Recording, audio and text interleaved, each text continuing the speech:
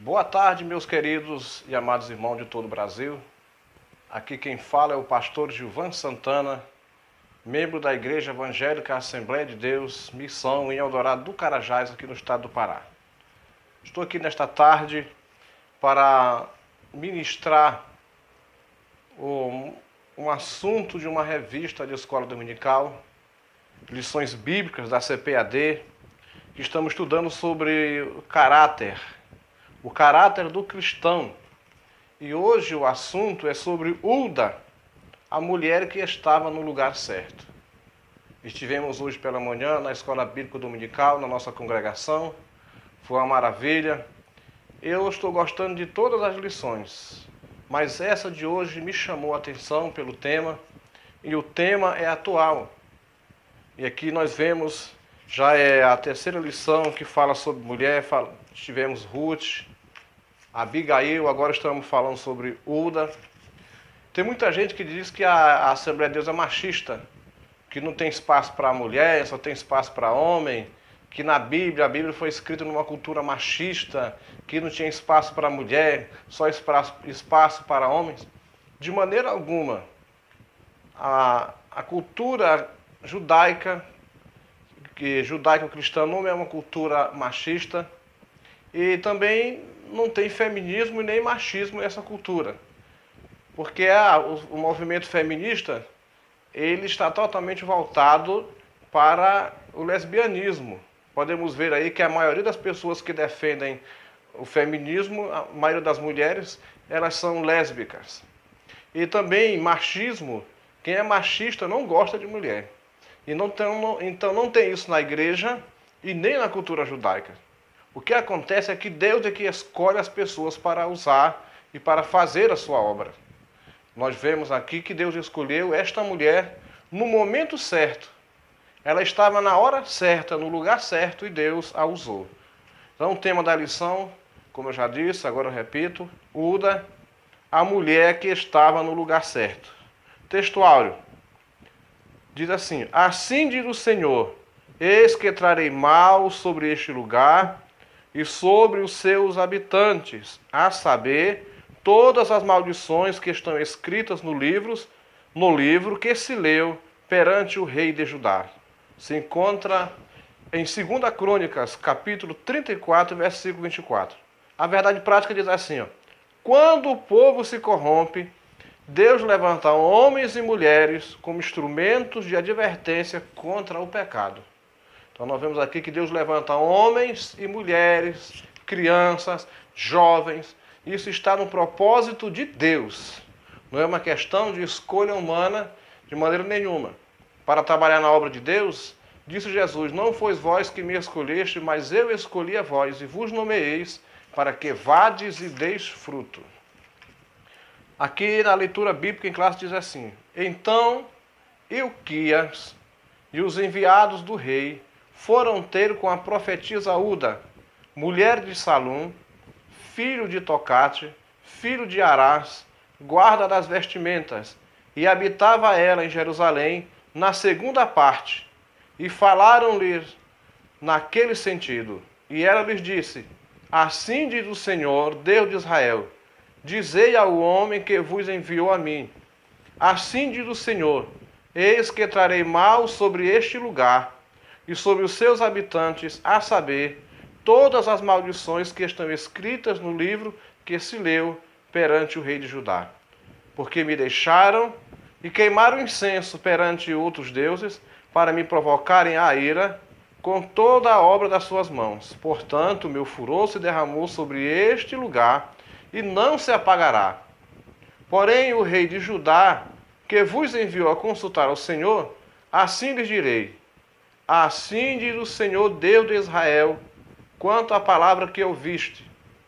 Como o teu coração se enterneceu e te humilhaste perante Deus, ouvindo as suas palavras contra este lugar e contra os seus habitantes, e te humilhaste perante mim, e rasgaste as tuas vestes, e choraste perante mim, também eu te tenho ouvido, diz o Senhor.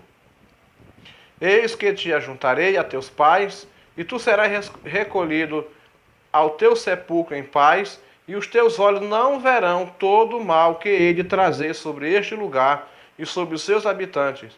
E voltaram com esta resposta ao rei.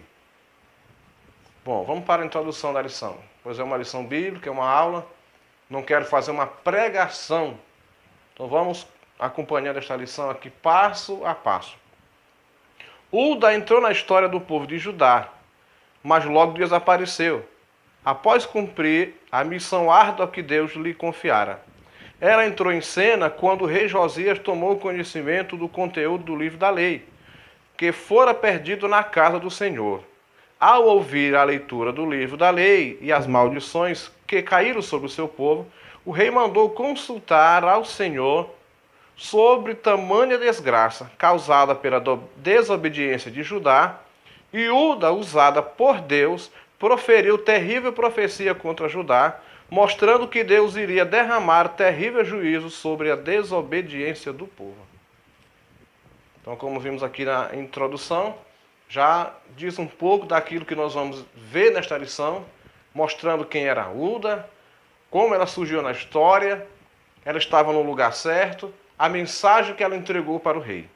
Aqui no primeiro tópico diz assim: quem foi Uda? Uda, ela foi serva de Deus que demonstrou um caráter firme, decisivo e discreto, no tempo em que os reis e os profetas haviam se desviado dos caminhos do Senhor. O texto em estudo diz que ela era esposa de Salum, filho de Tocate, que era guardador das vestimentas e habitava em Jerusalém, na segunda parte ou na cidade baixa. Ela era uma mulher que servia a Deus de acordo com a cultura judaica, estava no seu lugar certo, cuidando da sua casa. Seu marido era um dos levitas, porque para trabalhar no templo tinha que ser levita. Nem todos que trabalhavam no templo eram sacerdotes, mas todos que trabalhavam no templo eram levitas. E todo sacerdote tinha que ser da tribo de Levi. Não podia ser de outra tribo. Deus escolheu a tribo de Levi. Hoje nós vemos as pessoas dizer assim, quando alguém canta: fulano é levita porque canta. Quem disse que todo cantor é levita? Alguém é chamado de levita só porque é cantor? Não. Para ser sacerdote, para trabalhar no templo, para desenvolver qualquer função no templo, desde o porteiro, o acendedor das lâmpadas, o que cuidava do altar, para tirar as cinzas, para remover as cinzas, para acender todo, para guardar as vestes, tinha que ser levita. Tinha, claro, os cantores no templo, que também eram levitas. Mas não quer dizer hoje que todos os cantores são levitas. Se fosse assim, todos os pastores, pregadores, diáconos que também cuidam do templo, teriam que ser chamados de levitas. Há um grande erro teológico e que está confundindo a mente do povo. Eu não sei de onde tirar essa doutrina, esse conhecimento, porque na Bíblia, a Bíblia não ensina isso. Vamos para a frente aqui. Atividade que exerceu. Ela exerceu a atividade de profetisa no tempo em que o ofício era predominantemente confiado aos homens. Por que Deus usou Uda? Porque todos os profetas, nós vamos ver aqui, tanto os sacerdotes, os reis anteriores, e o povo tinha se afastado de Deus. Não estavam servindo mais a Deus. Deus não achou homem ali para usar. Todo o povo estava desviado. Deus achou aquela mulher que estava ali, eu creio que ela estava orando. Seu marido cuidava da sua função, mas ela ficava de joelho. Ela estava sentindo a miséria espiritual que a sua nação estava passando. E ela chorava em ver o que a sua nação estava passando. O rei afastado dos caminhos do Senhor, os profetas afastados do caminho do Senhor, os sacerdotes afastados do caminho do Senhor, mas ela e seu marido oravam a Deus. O coração daquele casal estava indignado com o que estava acontecendo em Judá. E agora, na hora certa, e ela sempre orando a Deus, nós vemos aqui quando o rei Josias, ele manda fazer uma reforma no templo. E fazendo aquela reforma, acharam o livro da lei, que estava perdido na casa de Deus. Para você ver o descaso da obra, que o povo não sabia mais, não conhecia a palavra. E a palavra estava escondida ali há dezenas de anos. Quando nem os sacerdotes mais sabiam que livro era aquele. Quando acharam um livro, que livro é esse? Que negócio é esse? Vamos levar para o rei. Chegou o rei, leu aquilo lá e disse, não, vamos consultar a profetisa. Na hora certa, ela foi consultada e Deus a usou para trazer uma mensagem para o rei e para toda a nação. Vamos continuar aqui. Uda testemunhou a ascensão e queda do reino de Ezequias. Então ela foi contemporânea do reinado de Ezequias. Ela contemplou ali, ela viu a glória de Deus, Deus abençoando Ezequias, curando Ezequias. Ela viu a mão de Deus ali estendida quando Senaqueribe tentou invadir Jerusalém. Ela viu que Deus estendeu a mão e defendeu o reinado de Judá, ajudando ali Ezequias.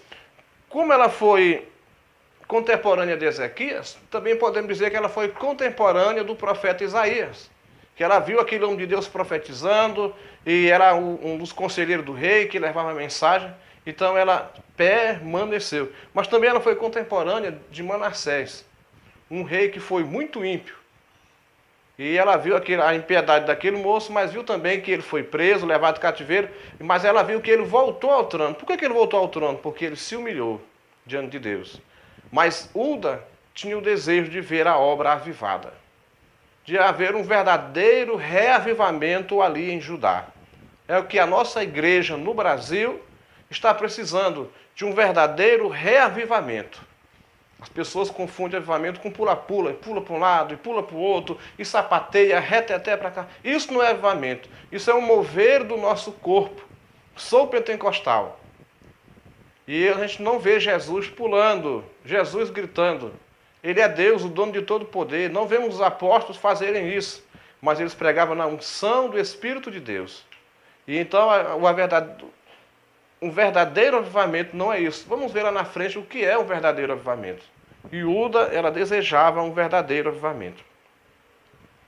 Deus, diz assim, ela entrou em cena num momento dramático da história do reino de Judá. Irmãos, Deus, eu tenho uma concepção comigo sobre profeta. O profeta tem a hora dele entrar em cena. Não é toda hora que o profeta está em cena. Os profetas surgiram em Israel em momentos de crise espiritual. E uma crise espiritual leva também à crise financeira. Nós vemos que Moisés, ele era um profeta, é claro, o profeta Moisés. Já vemos Josué, que era um comandante, não podemos chamar ele de profeta. E a gente não vê nenhuma ação de profeta no tempo de Josué. Só que Josué tinha uma coisa. Quando ele começou o seu ministério, Deus disse para ele assim, Josué, Moisés, meu servo, é morto. Como eu fui com ele, eu serei contigo. E Deus deu uma regra para ele. Olha, tu não vai olhar nem para a direita, nem para a esquerda, não olhe para trás, mas tem uma coisa. Olha para o livro da lei. Josué fez isso. Então você não vê profeta entrando na história no período de Josué, porque Josué, ele seguia o livro da lei, ele seguia a palavra de Deus. Então quando a igreja está seguindo a palavra, não precisa de alguém estar toda hora profetizando, uma mensagem daqui, mensagem dali, porque a palavra de Deus já é profética. Ao lermos a palavra de Deus, ela nos direciona, ela nos guia, porque nós vemos o salmista Davi dizendo assim, lâmpada para os meus pés é a tua palavra e luz para o meu caminho. Então, se eu estou lendo a Bíblia, estudando a palavra, orando, ela vai iluminar o meu caminho, os meus pés, vai me dar direção. Ela é suficiente. Mas aqui os profetas entraram em cena porque tanto Judá como Israel haviam se afastado de Deus. Nós vemos que o profeta Elias e o profeta Eliseu, eles atuaram no reino do norte. E eles estavam em cena por quê? Porque os reis do norte se afastaram de Deus. Então Deus levantou o profeta ali dentro para falar ao povo, porque não tinha sacerdote de Deus no reino do norte. Os sacerdotes estavam em Judá. Então nós vemos ali a maior parte da atuação dos profetas no reino do norte, porque eles estavam afastados de Deus. E Israel, que é o reino do norte, está vivendo um período de crise. Agora vemos também a crise entrando em Judá. Nós vemos no período de Ezequias que Isaías atuou. Mas as mensagens de Isaías realmente foram futurísticas. Né? Deus revelando o futuro. O profeta Isaías, ele foi um profeta messiânico. Isaías também profetizou para a nação de Israel de Judá, chamando Judá para voltar aos caminhos do Senhor. Agora, aqui no tempo de Uda, havia uma crise aguda, porque o povo havia esquecido a palavra de Deus, haviam abandonado o caminho do Senhor. E aí chegou a hora da profetisa entrar em ação. A nossa nação hoje está precisando de profeta para chamar o povo de volta à palavra. Porque Uda, quando entregou a mensagem, o efeito da mensagem que ela entregou foi que o rei chamou o povo de volta à palavra. Não era para continuar ouvindo a profetisa ou o profeta, mas levar o povo de volta à palavra. Vamos continuar aqui. Deus ouviu Uda. Se os outros reis não tomaram conhecimento de seu ministério profético, ela viu Deus trabalhar de forma evidente para ouvir suas orações e levantou um menino para promover mudanças impactantes no reino de Judá. Vamos aqui. Uda veio o tempo do avivamento. Josias promoveu verdadeiro avivamento. Vamos ver aqui como foi esse avivamento. Aos 8 anos de idade, Josias foi posto no trono pelo povo em resposta aos inimigos de seu pai, permanecendo durante 31 anos à frente de Israel. Então ele governou ali do ano 639 a 609 a.C. Era uma contagem decrescente. Foi assim que os historiadores resolveram classificar o tempo, antes de Cristo e depois de Cristo. Antes de Cristo, a história é contada de período decrescente. E agora, de Cristo para cá, vem contando o século I, século II, nós já estamos no século XXI. É assim que se conta o tempo. Então aqui, Josias governou de 639 a 609 a.C., quer dizer, 31 anos. Tornou-se o 17º rei de Judá, cuja capital era Jerusalém. Contrariando a sequência perversa de idolatria, corrupção e apostasia, com o apoio de conselheiros reais, Josias fez o que era reto aos olhos do Senhor e andou nos caminhos de Davi, seu pai, sem desviar deles nem para a direita e nem para a esquerda. Josias, ele contrariou o sistema da época, um sistema corrupto. Tanto Judá, que era o reino do sul, quanto o reino do norte, estavam vivendo um período de corrupção total. Quando o povo se afasta da palavra de Deus, está propenso a matar, a roubar, a prostituir, a adulterar, a fazer tudo que é errado. A feitiçaria. E estava vendo isso em Jerusalém. Estava vendo isso em Judá. Israel se mergulhou num período de prostituição literal. Até o homossexualismo era agudo no meio de Israel. Assassinato também. Estava uma miséria total no sentido da moral. Mas financeiramente o povo estava bem. Olha, a prosperidade é de Deus, não é do diabo. Mas se a gente não souber usar a prosperidade, a gente termina sendo servo de Satanás. O povo estava bem espiritualmente, quer dizer, bem financeiramente, e se esqueceram de Deus. E mergulharam no pecado. Se achavam bem, estavam confiados na sua prosperidade. Estamos vendo hoje uma alta prosperidade na igreja. E os irmãos não estão sabendo aproveitar. Não estão usando essa prosperidade para a glória de Deus, de maneira nenhuma. Eu lembro quando eu era menino, 6 horas da tarde, na cidade onde eu morava, a gente ouvia uma zoada de longe.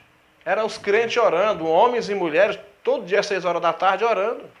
Eu me lembro quando eu era menino, eu vi um desfile de mulheres indo para a igreja, vestidas de branco, indo para a oração, no círculo de oração.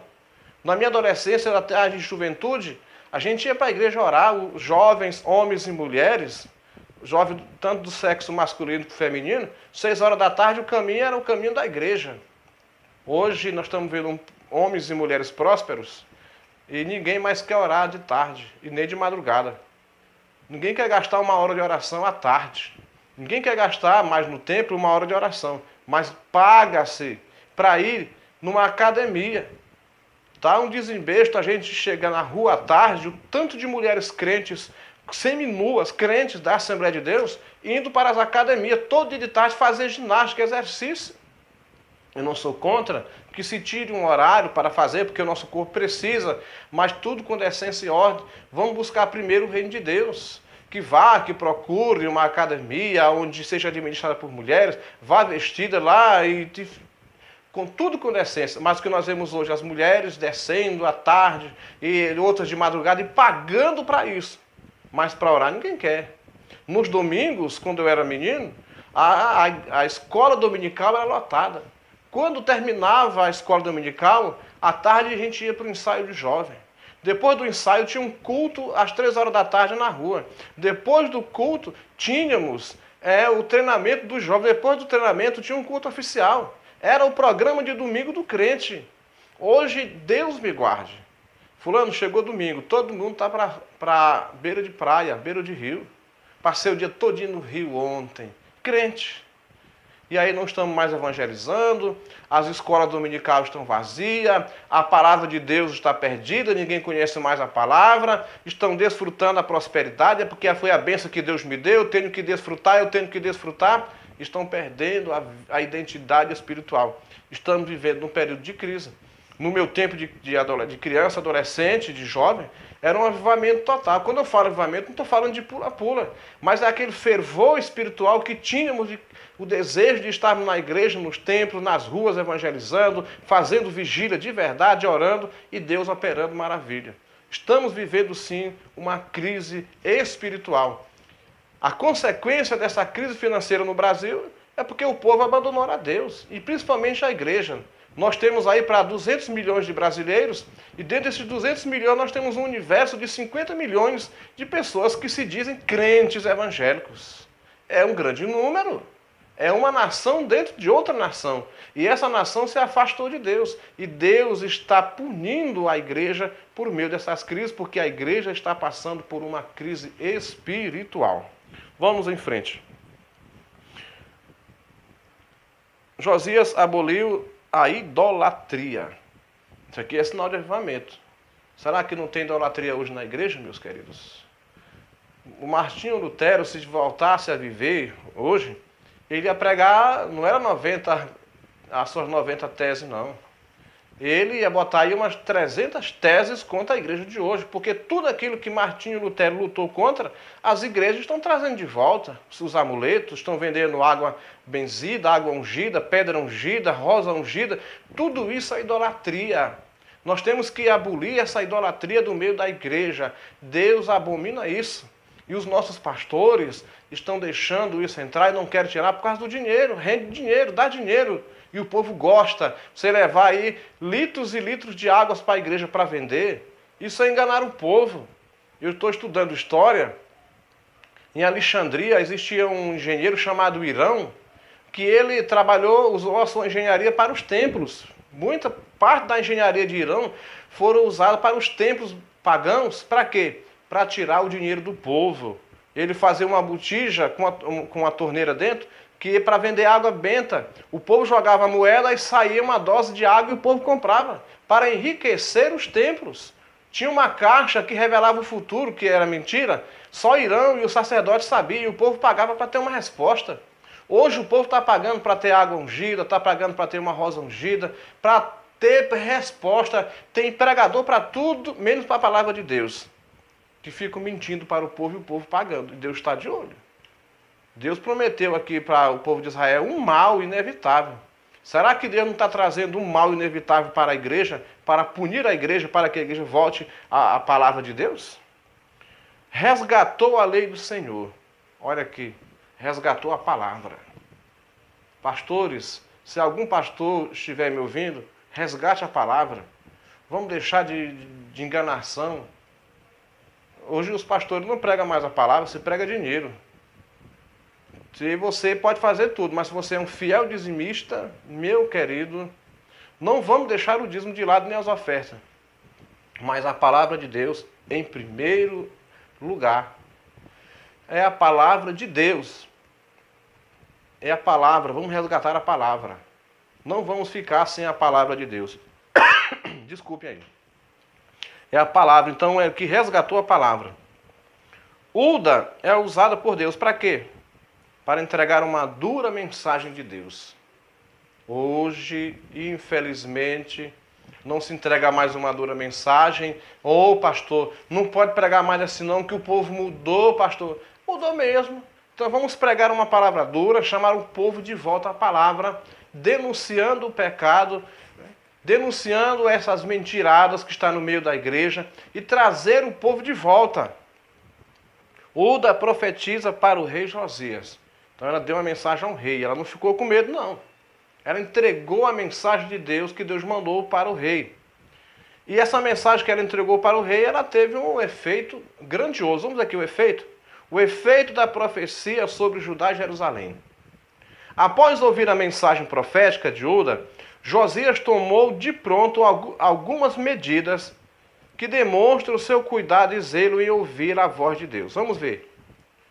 Josias fez uma convocação urgente a todos os anciãos de Judá e Jerusalém. Convocou os anciãos, os chefes do povo. Chamou o povo.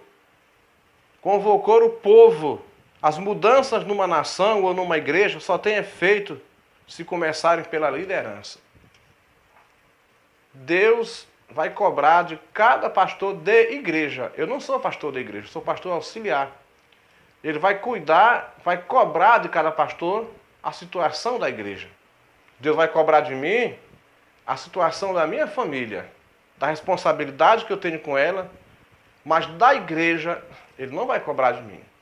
Porque a liderança é o pastor, ele que lidera. Então é o pastor que tem que sentir as misérias da igreja, ver o que a igreja está passando e chamar sem medo. Não tenha medo de chamar a atenção do povo para trazer o povo de volta para a palavra.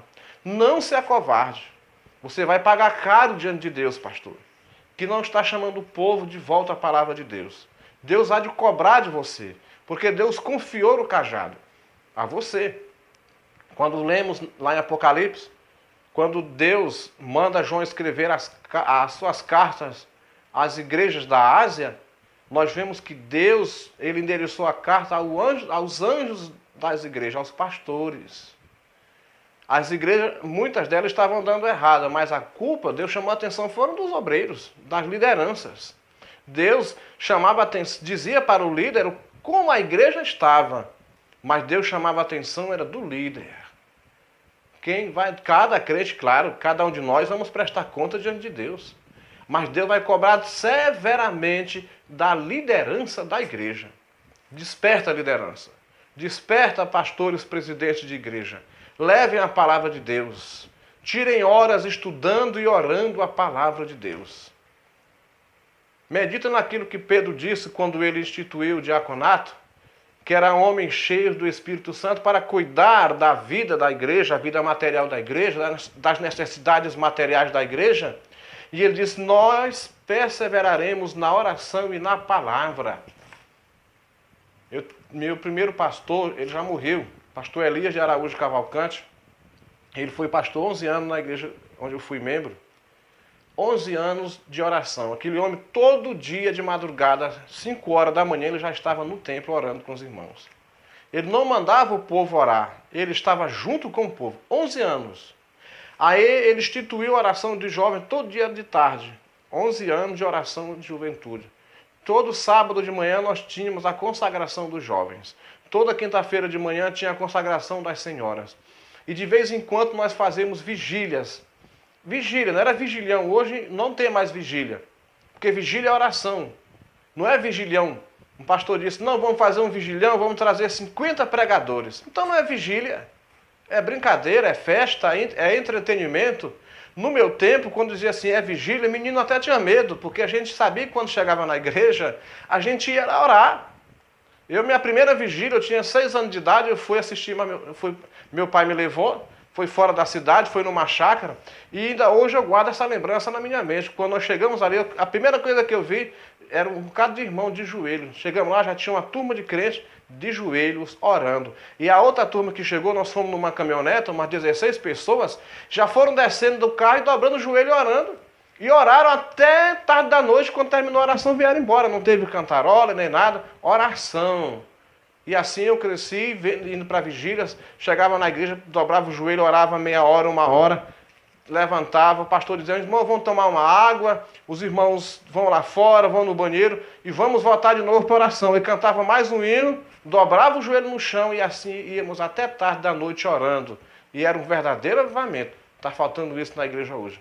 Porque primeiro que os pastores não estão mais lendo a Bíblia e não estão mais orando. A gente vê isso, as mensagens ocas, vazias, porque não estudam a palavra. E sem unção, porque não tem oração. Então, os obreiros, liderança, eu falo como um profeta de Deus. E a palavra é a palavra de Deus.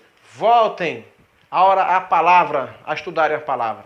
Voltem à oração, porque a nação brasileira está precisando. A igreja do Senhor Jesus precisa.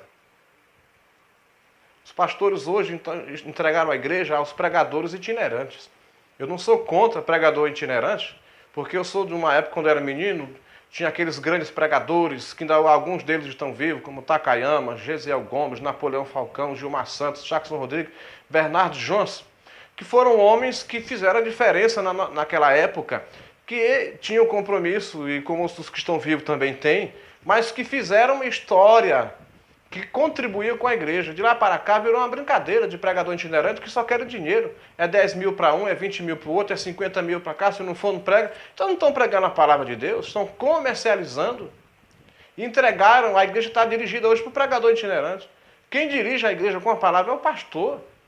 É ele que tem um cajado na mão, não é o pregador itinerante. É pregador itinerante, vamos pôr o pingo no i.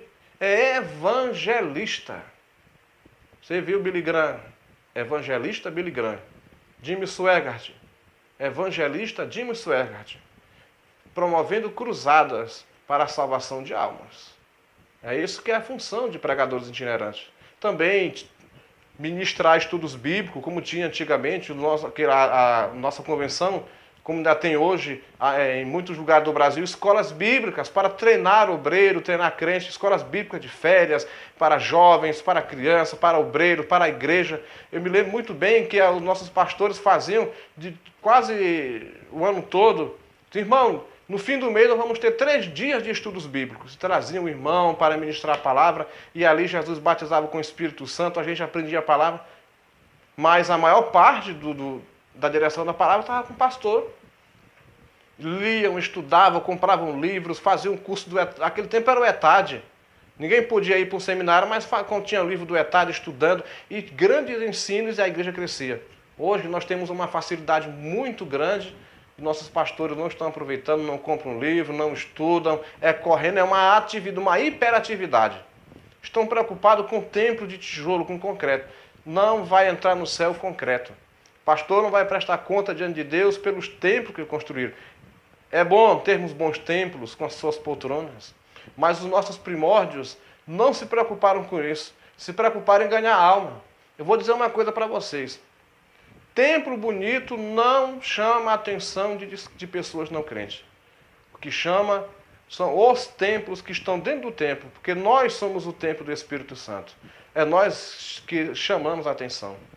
Quando deixamos o Espírito de Deus nos usar e passamos a pregar a palavra, o povo vem. O povo vem. Hoje não se vê mais salvação de almas. É raro. Não cresce.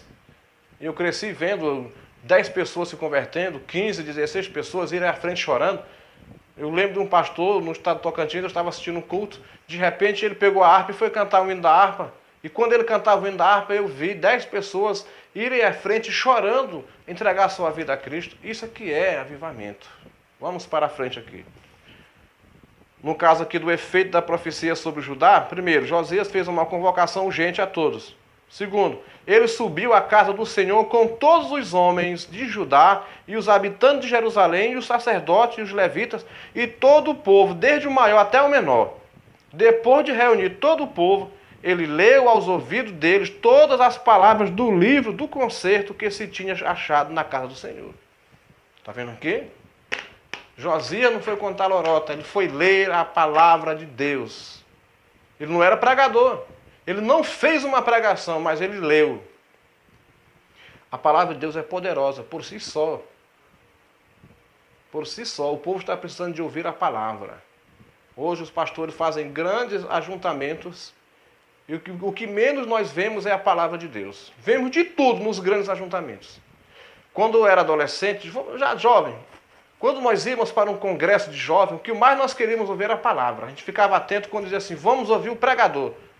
Os pastores que dirigiam os cultos, no máximo 3 hinos se cantavam na noite. Porque o tempo era da palavra.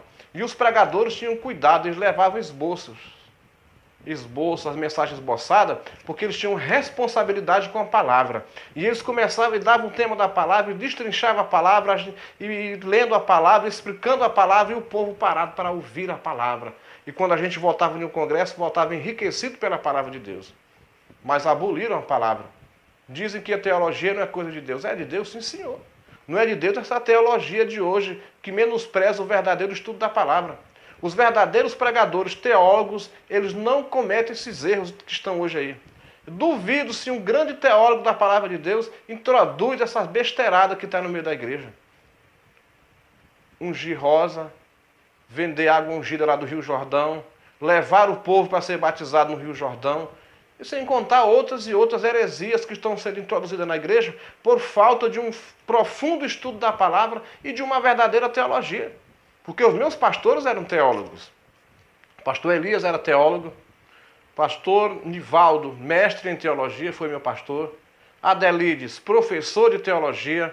Outro pastor Everaldo, se formou no Rio de Janeiro, 4 anos em teologia, teólogo, e homens que ensinavam a palavra.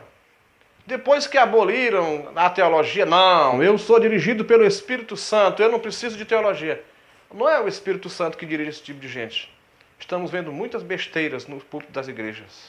Muitas mentiras, falsas profecias, falsa unção do Espírito Santo, falso fogo, falso poder, porque não estão mais embasados na palavra de Deus.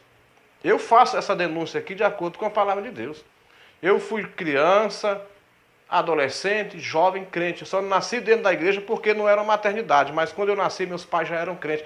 E eu sempre acompanhei o movimento assembleano, e se a gente for ver hoje, a Assembleia de Deus está longe do que era antigamente, porque se afastou da palavra de Deus. Nós sentimos hoje tristeza quando vemos um pregador de fora, que a gente pensa que ele vai pregar a palavra, só sai besteira, só sai heresia, e a palavra não é pregada. E aqui Josias reuniu o povo e ele se preocupou em ler a palavra para o povo. Eu me lembro aqui de Esdras, que reuniu o povo na praça e ele foi explicar a palavra, ler a palavra. E juntaram o povo em agrupamentos e os sacerdotes explicavam ao povo o sentido da palavra, de sorte que houve um grande choro, um grande clamor, e o povo clamando, porque a palavra tocou no coração do povo. Obreiros, reúna os anciãos da igreja. Reúna a igreja para a palavra de Deus. Vamos deixar de entretenimento. Tudo se inventa na igreja e abandona-se a palavra de Deus. Meu tempo de jovem, dia de domingo de manhã, a escola dominical era super lotada. Na segunda-feira à noite parecia uma festa. A igreja lotava para ouvir o ensino da palavra. Hoje, dia de domingo não tem ninguém na igreja, só a gente e uns gatos pingados de manhã. Quando chegamos à noite, do mesmo jeito. Quando chega na segunda-feira, que é o culto de ensino, pior ainda. Grandes templos lindos, mas a igreja está vazia, está dispersa. Está faltando o quê? Palavra. Está faltando mensagem. Está faltando a palavra de Deus. Terceiro, ele fez um concerto com Deus. E pôs-se o rei em pé em seu lugar e fez concerto perante o Senhor, com todo o seu coração e com toda a sua alma, cumprindo as palavras do concerto que estão escritas naquele livro. Ele fez. Em seguida, depois que ele fez o concerto, ele levou o povo a fazer concerto com Deus. Ora, primeiro, o líder, ele volta-se para a palavra de Deus. E depois, ele leva o povo também a se voltar para a palavra de Deus, fazendo concerto com Deus. Primeiro, o líder, renove lideranças. Faça um concerto com Deus. Renove o seu voto com Deus, seu concerto. E depois leve a igreja, faça como Josias, leve o povo de volta à palavra de Deus. E nós vemos aqui também que ele aboliu a idolatria. Pastores, vamos abolir a idolatria do meio da igreja? Tem muita idolatria hoje, sim. Eu não estou falando aqui para presbiteriano, não estou falando para adventista, eu estou falando para a Assembleia de Deus. Seja ela da CGADB, do Ministério de Madureira, Ministério de Anápolis ou qualquer outra Assembleia de Deus. Vamos voltar para a palavra de Deus. Eu estou falando para a igreja que desprezou a palavra de Deus. O povo hoje não conhece mais a palavra. Hoje na escola dominical, na classe que eu estava ministrando, o irmão falou assim: pastor, com licença aí. Deixa eu fazer uma pergunta aqui para os irmãos. Quem de vocês já ouviram falar sobre esta mulher? Ninguém respondeu, nunca. Quem de vocês já ouviram os pastores falarem sobre essa mulher? Então, assuntos simples que não se fala mais na igreja. No meu tempo, a palavra de Deus estava na mente da gente, porque os pastores, eles destrinchavam a palavra de Deus para nós. A gente sabia a história de José, sabia a história de todo mundo na Bíblia.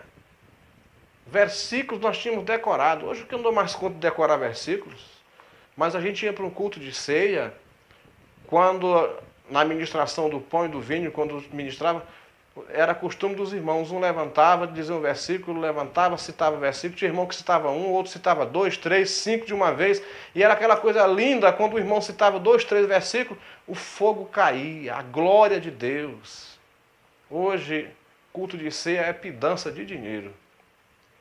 Inventa-se tudo no culto de ceia. Não se fala mais da mensagem da cruz. Porque no culto de ceia hoje é voltado para falar sobre a morte e ressurreição de Jesus. Eu só não esqueci isso porque eu leio a Bíblia, eu estudo a Bíblia. Eu leio a Bíblia, todo ano eu leio a Bíblia uma vez. Quando eu falo uma vez, não é porque eu peguei lá e li só um versículo e parei, não. Eu leio de Gênesis a Apocalipse. Aí quando chega lá, eu volto de novo para Gênesis, é assim que eu faço, lendo a Bíblia. Mas se eu fosse deixar só para ouvir na igreja, meu Jesus. Não, no culto de ceia hoje não se fala mais da morte de Jesus, da ressurreição de Jesus. Dia da Bíblia, Jesus querido, não se faz mais o dia da Bíblia. Pastores, alertem. Vamos comemorar o dia da Bíblia. Quando eu era menino, se reunia Batista, Assembleia de Deus, Betel, Adventista, até a Igreja Católica se unia com os evangélicos para comemorarmos juntos o dia da Bíblia. Hoje, pastor não quer gastar um centavo para reunir o povo na praça para falar no dia da Bíblia. Não se fala nem dentro da igreja, avalia numa praça. Na Páscoa, todo ano a gente fazia retiro. Na época da Páscoa, não era na época do Carnaval não, na época da Páscoa. Tinha movimentos para falar da Páscoa. O Natal era comemorado, eu já assisti várias peças de Natal com verdadeiro Pentecoste, aquelas peças, os irmãos fazendo peças teatrais bem feitas, não é essas peças teatrais de hoje que hoje está uma coisa horrível, não. Se fazer a peça do cego de Jericó, do filho pródigo e outros, a gente via a Bíblia encenada, a gente se alegrava, dava glória a Deus, aleluia. Essas coisas esqueceram. A gente vai para o templo porque a gente tem um compromisso com Deus e não quer perder esse costume, mas está a maior tristeza. Fica aqui, não é um recado, a mensagem desta lição sobre Uda, mas que é a mensagem que está contida, né, nessa revista, na história de Uda, tem tudo a ver com o nosso tempo. A crise espiritual, a palavra de Deus abandonada. Eu vi um irmão dizendo hoje sobre a profetisa Uda. Ela disse: pastor, uma coisa que eu prestei atenção na profetisa Uda, que ela tinha marido, ela tinha casa e ela cuidava da casa dela. Não é como essas mulheres que dizem hoje que são profetisas e missionárias, que não cuidam do seu marido, não cuidam da sua casa, sai de cidade em cidade, de casa em casa, querendo resolver o problema dos outros e a casa delas estão lá se perdendo. O marido está se perdendo.